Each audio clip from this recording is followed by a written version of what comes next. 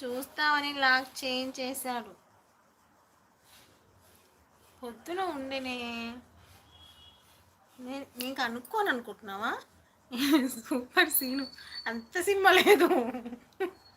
ఇప్పుడు నువ్వు అన్నందుకని నేను ఇప్పుడే వస్తా చూడు. ఉండండి, లైవ్లోనే ఉండండి.